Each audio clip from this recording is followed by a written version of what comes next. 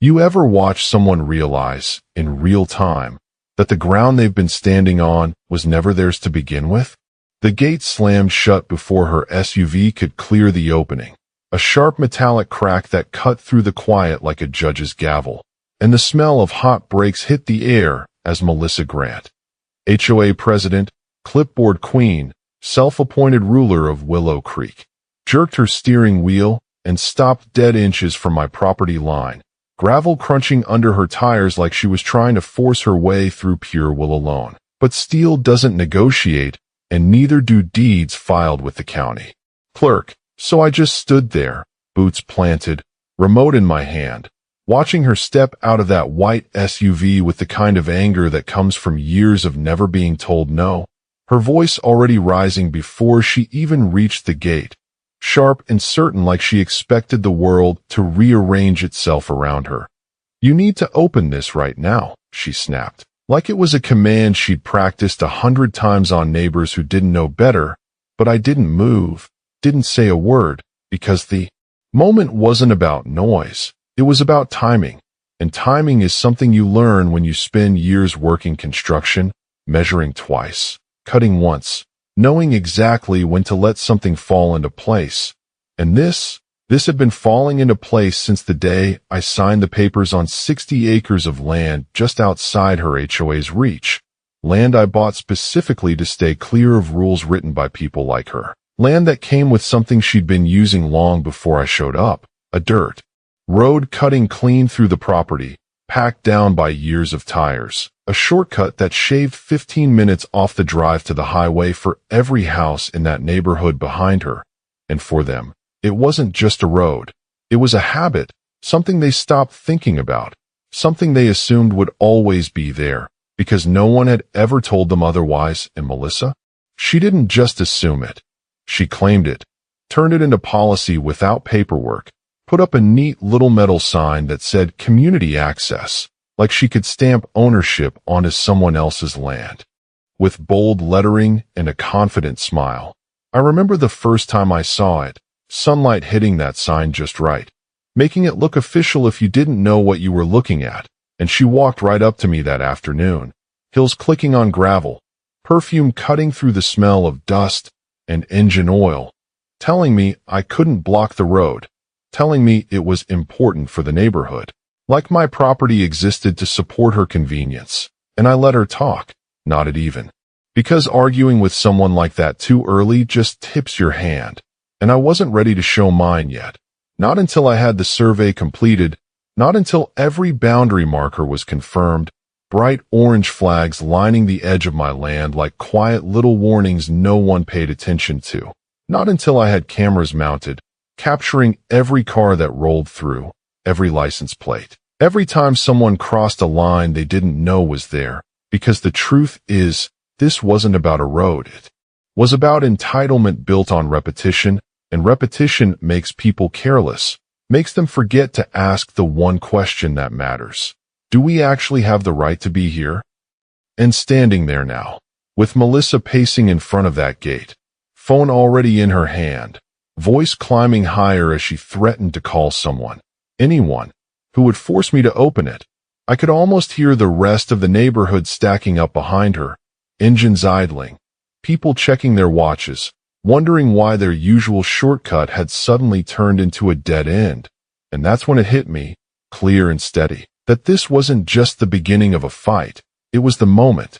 Everything they'd built their routine on started to crack, because what she didn't know, what none of them knew yet, was that the road they depended on every single day had never legally existed for them at all. The first time I noticed the road, it was not the traffic that caught my attention. It was the rhythm of it, tires rolling over packed dirt in steady intervals, early morning, late afternoon, like a heartbeat that did not belong to the land itself, but to something feeding off it, something that had grown comfortable over time. And I remember standing there on my second day after closing, coffee cooling in my hand, watching a line of cars cut straight through the middle of my property without slowing down, without even looking around, like they had been doing it for years and no one had ever challenged it. And that was the part that stuck with me. Not the inconvenience, not even the noise, but the certainty in the way they drove. Because certainty like that does not come from permission, it comes from habit. And habit is a dangerous thing when it is built on something that can disappear overnight. So I started asking questions, not out loud, not yet, just quietly digging into the kind of details most people skip over, pulling county records, old plats, survey maps that smelled like dust and ink, tracing property lines inch by inch until the picture became clear. And when it did, I just leaned back in my chair and let out a slow breath because the truth was simple, cleaner than I expected. There was no easement, no recorded right-of-way, no agreement hidden in some forgotten clause, nothing that gave that neighborhood legal access across my land. Just years of use that had never been challenged, and somewhere along the way that silence had been mistaken for consent. And that is where Melissa came in. Because people like her do not just rely on silence, they turn it into authority.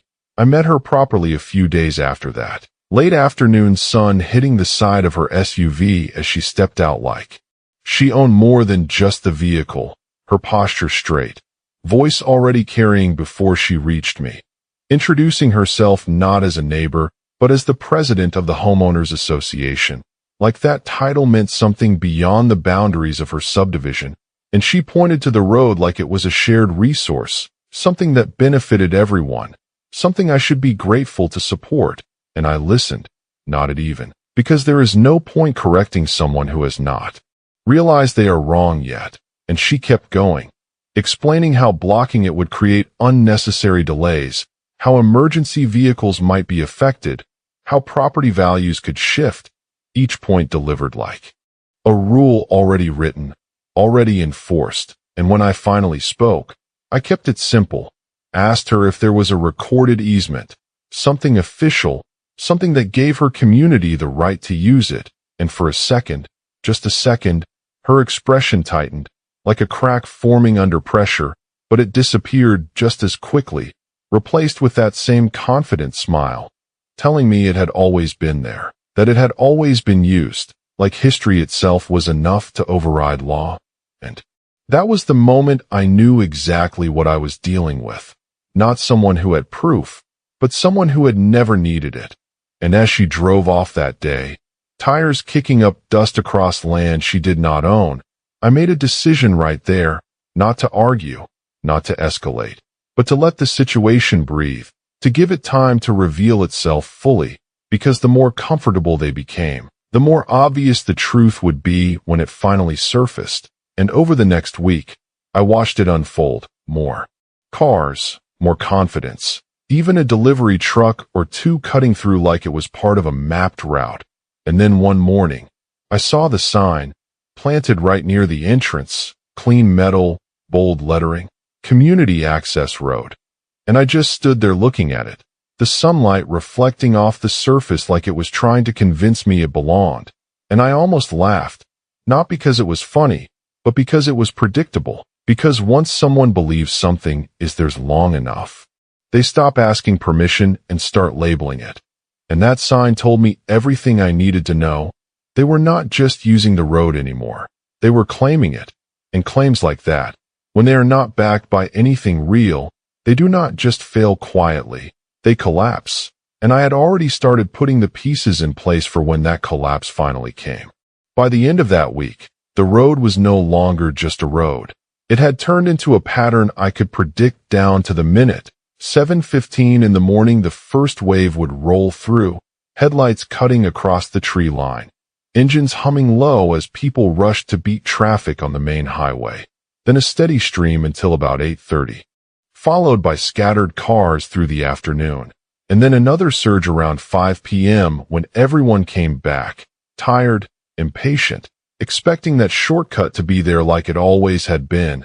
And I watched all of it from a distance, leaning against the tailgate of my truck, the smell of dust and warm metal mixing in the air, while my cameras quietly recorded every movement, every assumption, because that is what it had become. Not just usage, but expectation, and expectation is what makes people careless. makes them stop noticing details like survey flags pushed into the ground every 50 feet, bright orange against the dirt, marking boundaries that had always been there but never acknowledged.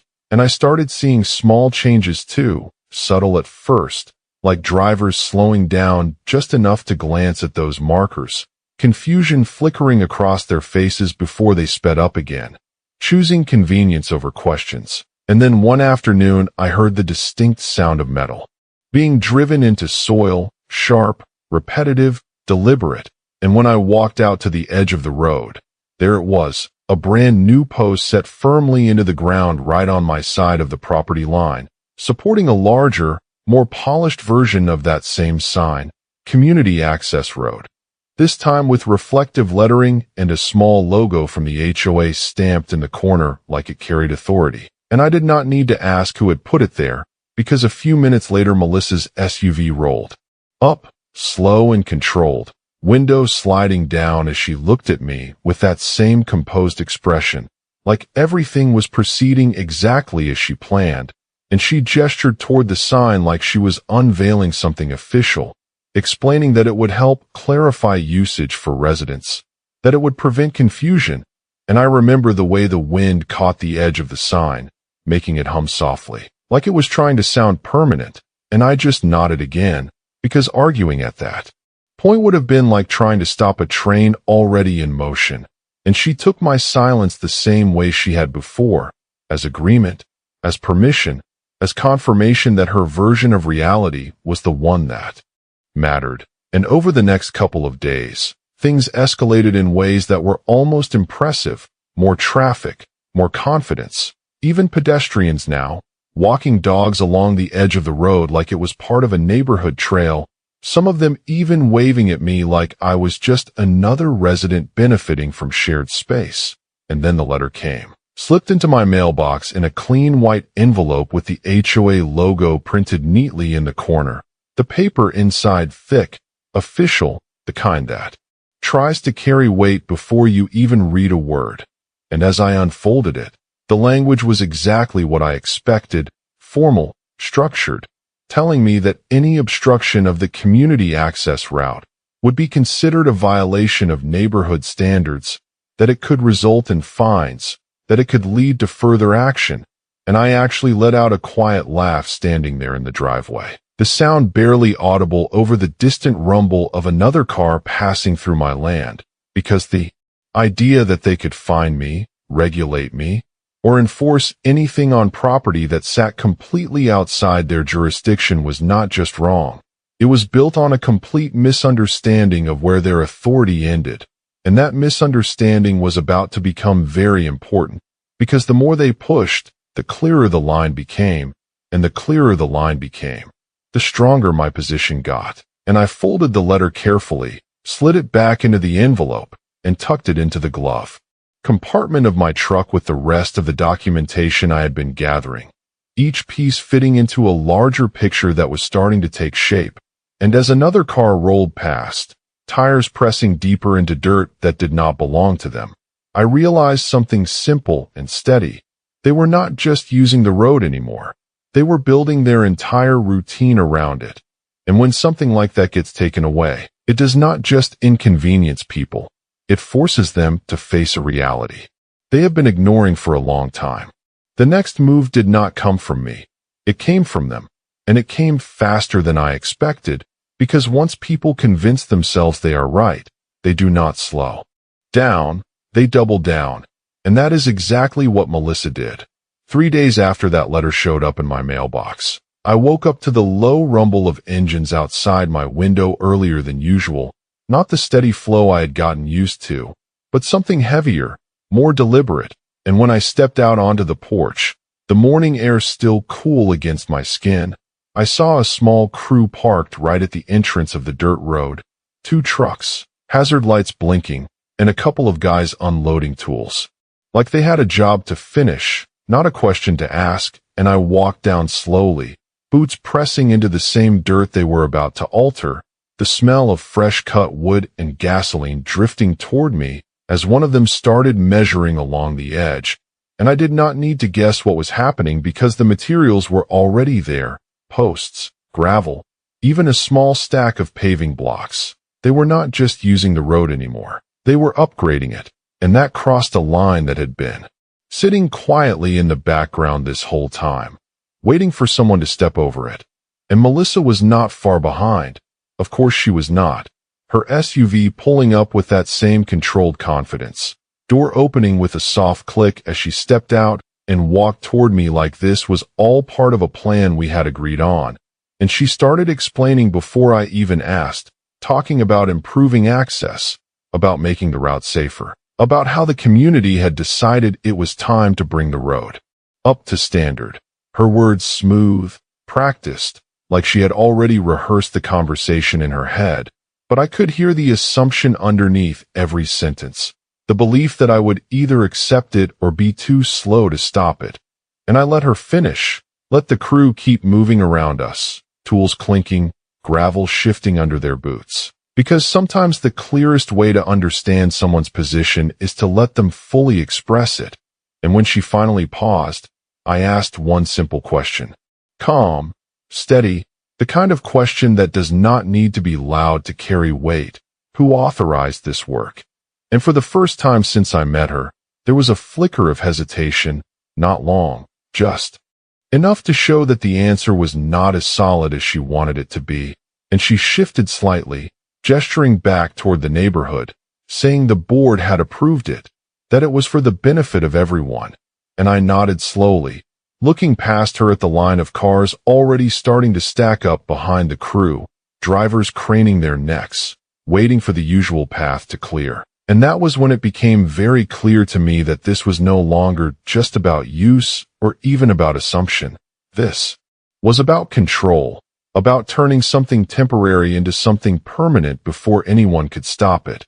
And I could feel that moment settle in, quiet but sharp, like a line being drawn in real time.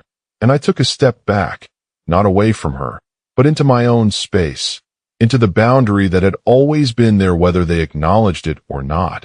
And I told her, still calm, still measured, that no work was going to happen on my property without my authorization, that there was no easement, no agreement, no legal standing for what they were trying to do.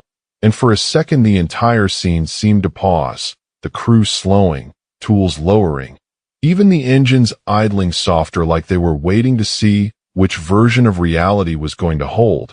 And Melissa's expression changed, not dramatically, but enough, the confidence tightening into something more rigid, more defensive. And she said something about how this had always been the community's road, how it was understood, how it was expected.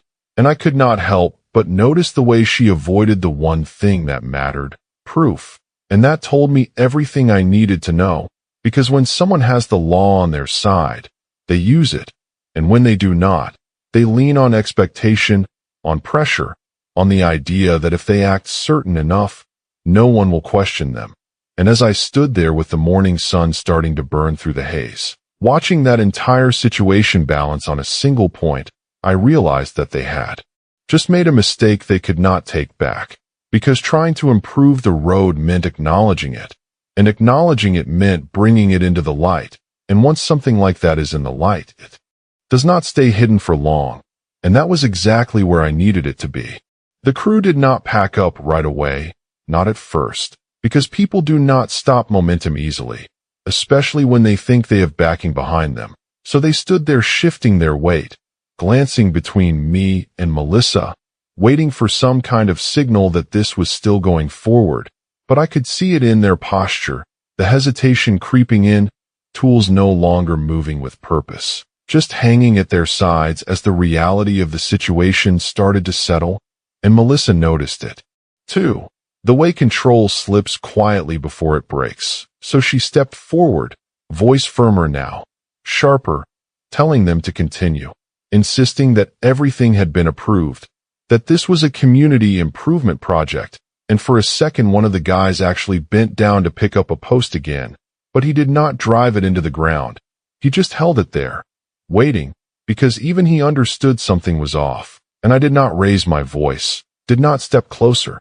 I just pulled out my phone and opened the survey map, zoomed in on the boundary line, the clean, unmistakable edge that cut right through the area they were standing in, and I turned the screen so they could all see it, the sun reflecting faintly off the glass, making them lean in just a little to read it, and I explained, calm, steady, exactly where they were standing, exactly whose land it was, and exactly what would happen if they started altering it without permission, not as a threat, just as a fact, the kind of fact that carries weight because it is backed by records, by signatures, by law, and that was enough. You could feel the shift in the air, like a pressure valve releasing, because once reality becomes visible, it is hard to ignore, and one by one the crew started stepping back, setting tools down, exchanging looks that said this job was not worth the trouble, and within minutes they were loading everything back into the trucks,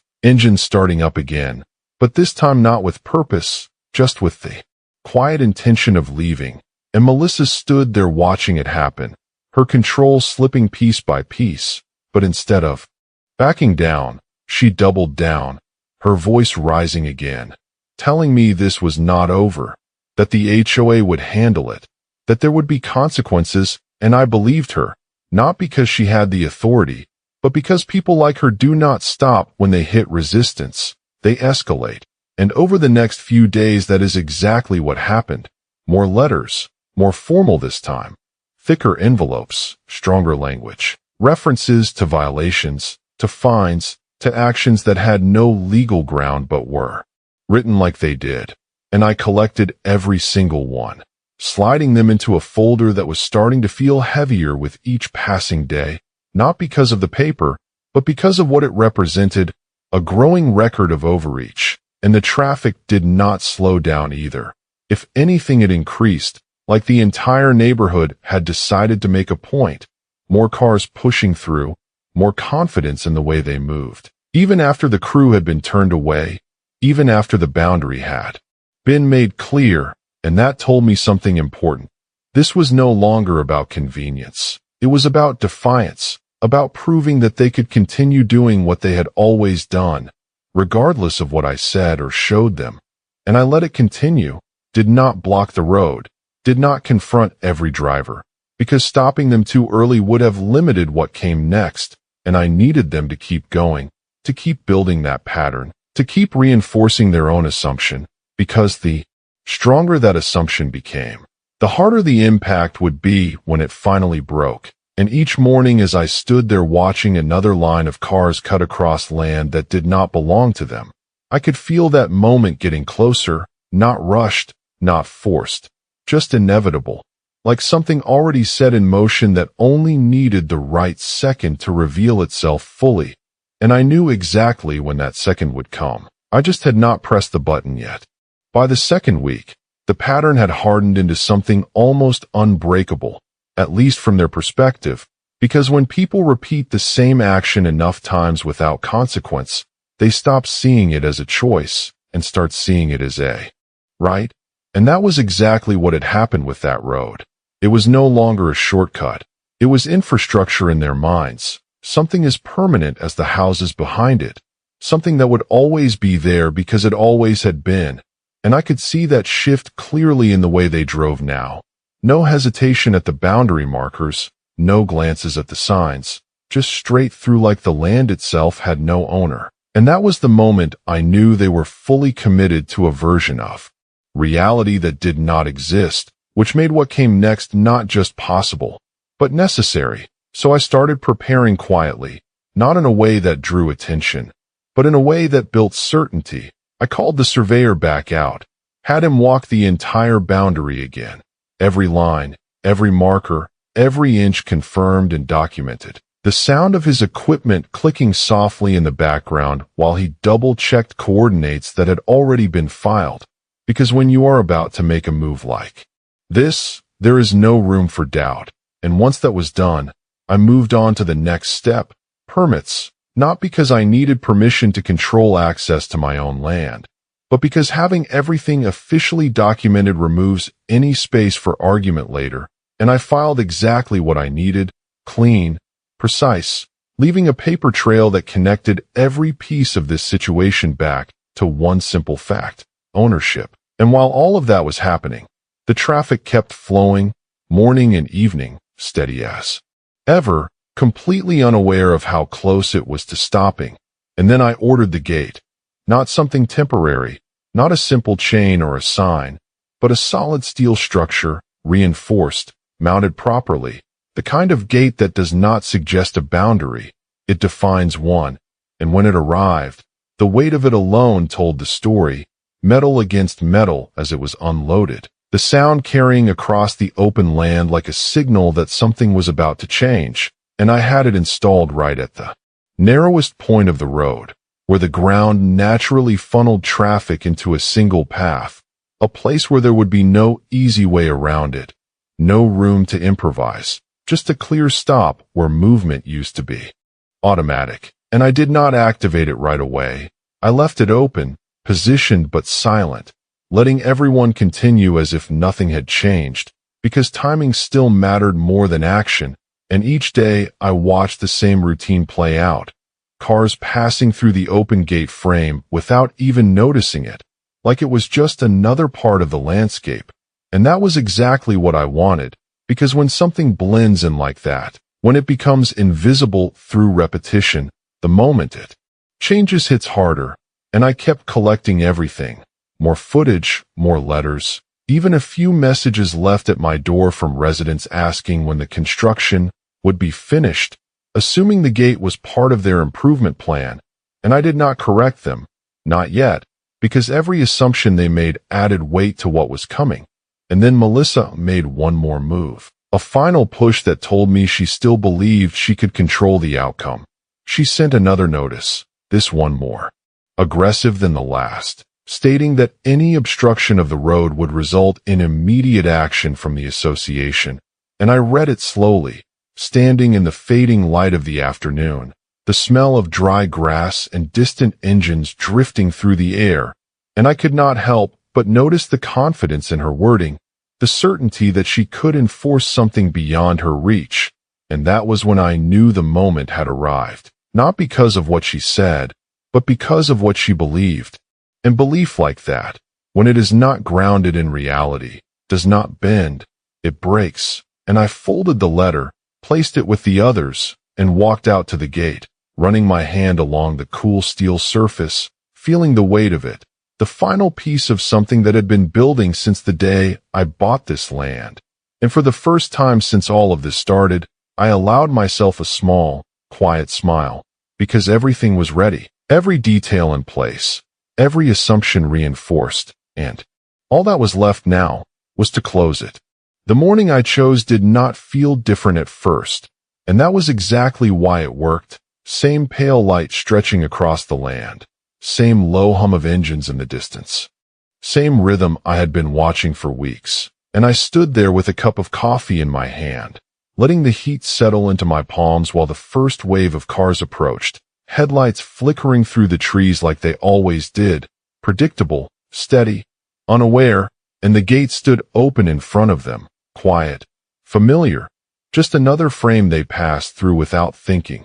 And I let the first few go, one after another, tires rolling over the packed dirt, suspensions bouncing slightly at the same worn dips in the road, drivers focused on their routine, their timing, their expectations, and I waited, not for a specific car, but for the right moment, the point where the flow reached its peak, where stopping it would not just slow things down, but force everything behind it to react.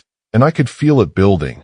More cars lining up at the edge of the property, engines idling closer together, the sound layering into something thicker, more urgent, and then I saw her, Melissa's white SUV sliding into the line, not at the front, but close enough, moving with that same confidence she always carried, like nothing in this pattern could change without her knowing first. And I took a slow breath, set the coffee down on the tailgate, and reached into my pocket, the remote smooth against my fingers, solid, simple, final, and I pressed the button, and the gate moved, not fast, not dramatic, just steady, controlled, the metal gliding across the opening with a low mechanical hum that cut through the morning noise like a shift in reality. And the first driver hit the brakes, confusion flashing across his face as the space he expected to drive through simply closed in front of him. And then the next car slowed, and the next, until the entire line compressed, engines dropping into idle, the rhythm breaking apart in seconds. And by the time Melissa reached the front, the gate was fully shut, steel locked into place where open space used to be, and that was when everything changed, because expectation does not disappear quietly, it reacts. And she stepped out of her SUV faster than I had ever seen her move, doors swinging open, heels striking gravel with sharp, uneven clicks as she walked straight toward the gate, her voice already rising before she reached it, demanding, certain, calling out to me like I had made a mistake that needed correcting, and I did not move from where I stood, just watched, hands relaxed at my sides, because this moment was not about me explaining anything. It was about her realizing it, and she pointed at the gate, at the line of cars now backing up behind her, at the entire situation that had shifted without her permission, and she told me to open it, not asked, told, like the authority she believed she had could still reach across that boundary and undo what had just happened. But the gate did not move, the cars did not move, and for the first time since I had met her, there was something new in her expression, not just anger, but confusion, the kind that comes when a system you rely on stops working without warning. And she started talking faster, louder, referencing the community, the access, the expectation, every argument she had used before, but now they hung in the air without support, because none of them could change the one thing that mattered. And I finally stepped forward, just enough to be heard over the engines and the rising tension, and I told her, calm, clear, the same way I had been thinking it this entire time, that the road was private property, that there was no easement, no agreement, no right-of-way, and that the gate was not a violation of anything except her assumption, and she shook her head. Like rejecting the idea could make it untrue, like the weight of routine could override the weight of law. And behind her, the line of cars stretched further back now, drivers stepping out, looking around, checking their phones, trying to understand why their morning had suddenly stopped, and I could feel the shift moving through all of them, slow but undeniable, because once a pattern breaks, it does not just affect one person, it ripples outward. And as Melissa stood there in front of that gate, the space she thought she controlled now completely out of reach, I realized something simple and certain. This was not the end of the conflict. It was the moment it became impossible for her to ignore. What she had been standing on all along, and the sound of a distant siren starting to rise told me exactly where it was going next.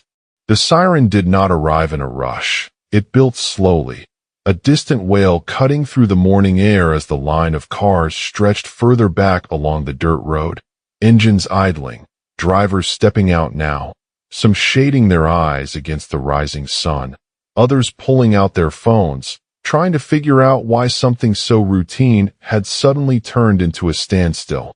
And Melissa heard it too, her head turning slightly toward the sound before snapping back to me, like she was already preparing her version of the story, her posture tightening, voice sharpening as she told me I was causing a disruption, that I was blocking access to a community route, that there would be consequences for interfering with something this essential.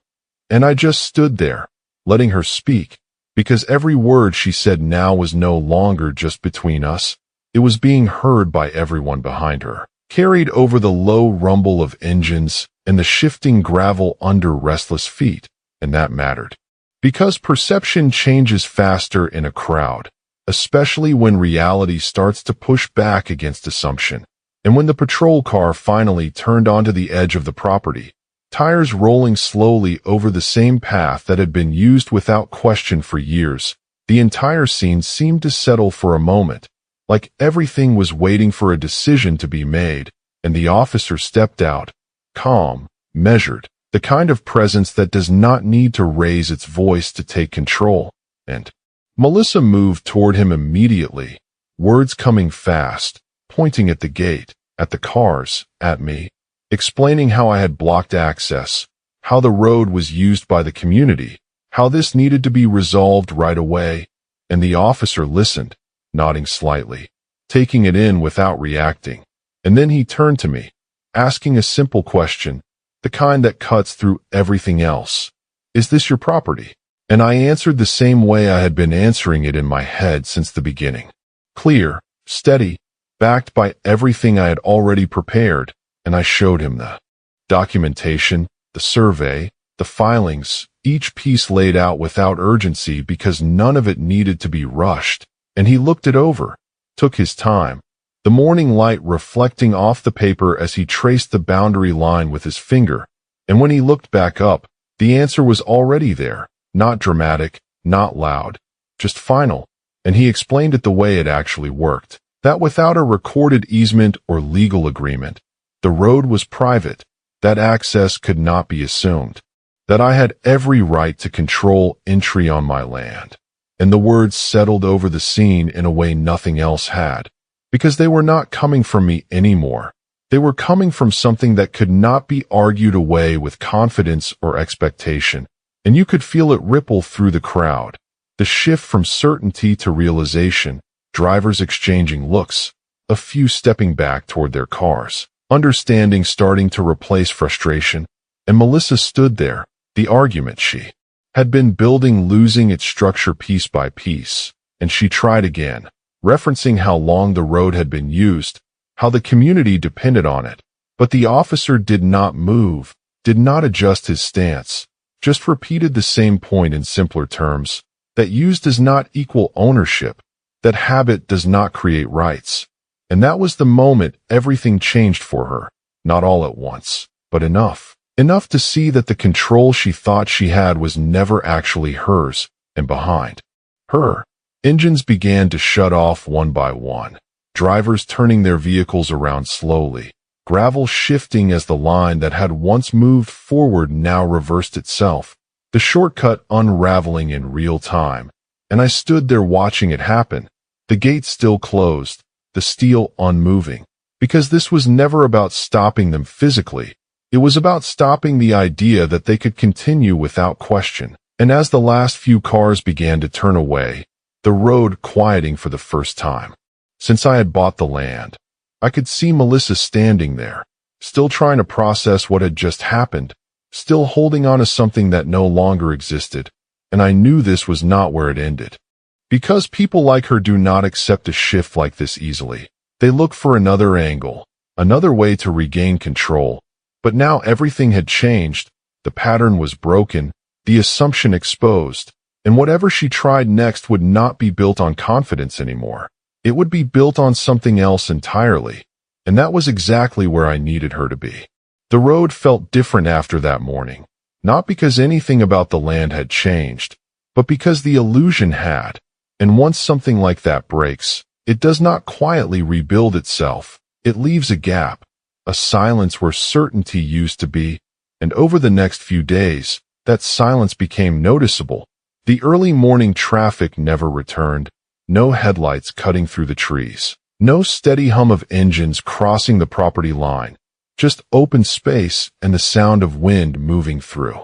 Grass that had been flattened for years and was now starting to rise again, slowly reclaiming a path that had never truly belonged to anyone but the land itself. And I would stand there some mornings with a cup of coffee, watching the empty stretch where cars used to line up, and it was almost strange how quickly something so routine could disappear once it was challenged.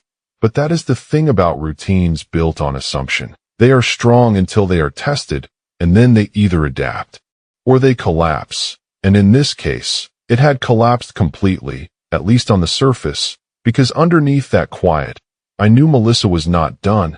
People like her do not just walk away from control.